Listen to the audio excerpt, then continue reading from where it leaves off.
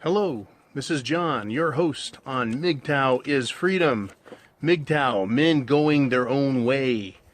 Welcome back. I want to thank everyone for subscribing. If you're not a subscriber, go ahead and do it now. Hit that subscribe button, little bell next to it, click that so you get alerts whenever new videos go up.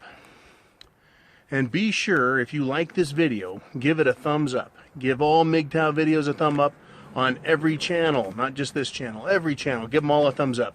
Because men need all the help we can get in this battle to regain what we've been lied to about, what we've been tricked out of, what has been stolen from us as men.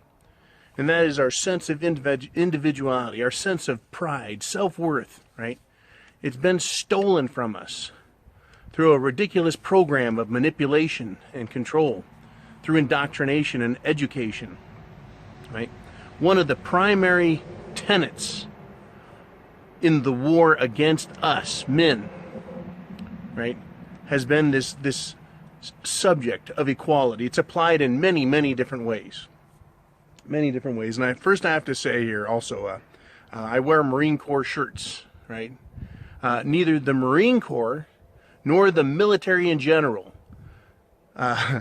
promotes or endorses Mgtow.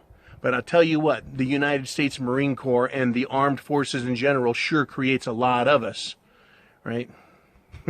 Or somehow we just happen to find our way there and then find out what exactly those worthless trollops are.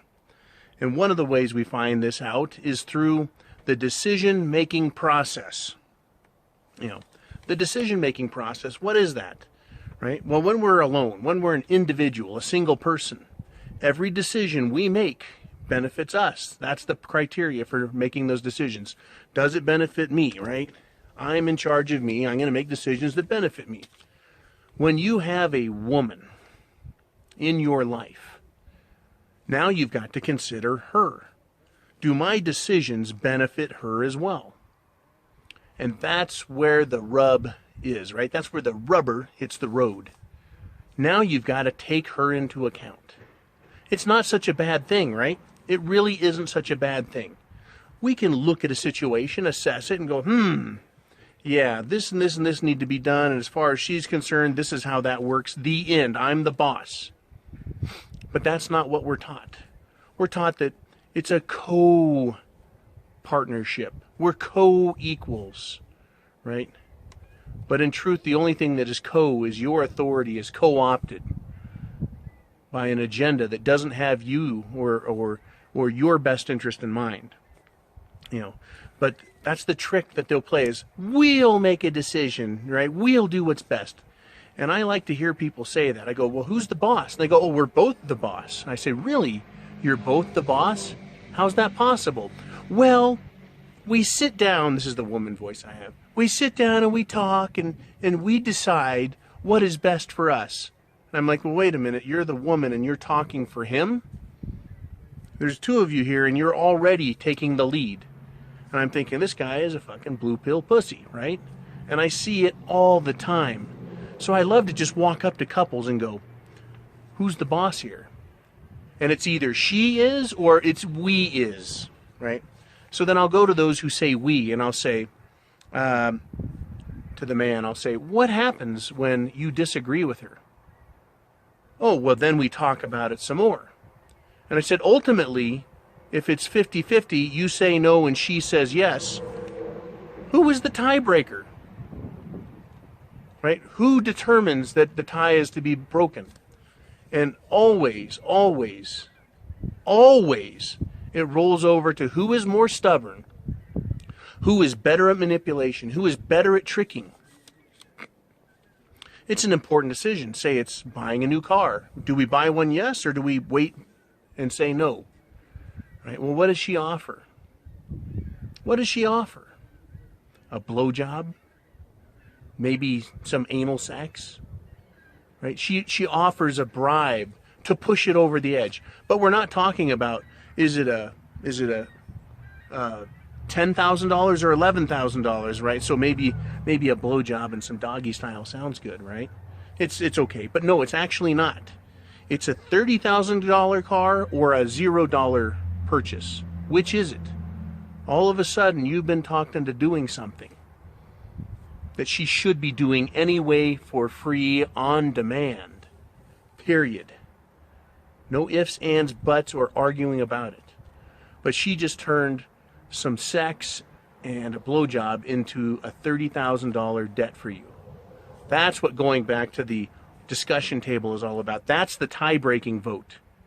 Another form, if it's not bribery, that they use to break the tie is guilt. Oh, boo-hoo, you always get what you want and I never get what I want. Once again, manipulation.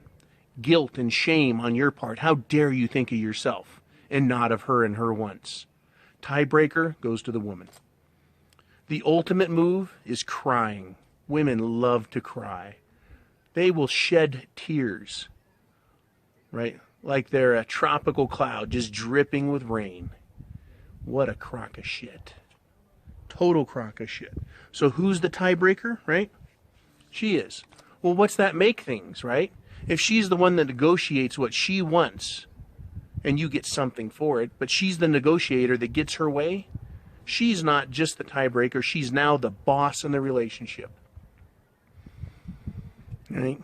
You may stand up and go, I have the penis, but if she's making the decisions, you may as well not have a penis. She's the boss. How do you get out of that, right? You know, she's going to scream, she's going to cry, she's going to shame you, she's going to beg, she'll bribe. Ultimately, she'll punish you. And every time you give in to women, what do you do? And I was guilty of this because I would give in. I'd be like, it's not that important to me. I should have stood on principle more often. Just on the mere principle of I'm the man, I have the penis, I'm the boss. But you get talked into it, right? You get tricked, you know. But the problem is that those big, important decisions, those are the ones that affect your life. They affect your life in big ways. You know, sometimes it's just a vacation, thousands of dollars. Other times, it's what I described earlier. It's buying a car. That's tens of thousands of dollars. And a lot of times, I'll hear that couples will argue and fight over the purchase of a house. And the difference between a house that is needed and a house that is wanted is $200,000, $300,000, $400,000. And who's paying for it? The man. And when the divorce occurs, who pays for it? The man. He gives everything up. He loses because that's how the system is set up. Right? So who's the boss in your relationship? If you don't start out as the boss, you'll never get to be the boss. If you share, you're going to find out very soon, very often, that you really aren't sharing or splitting a decision. You're not really confiding. It's not a group effort. It's not a committee with equal rights.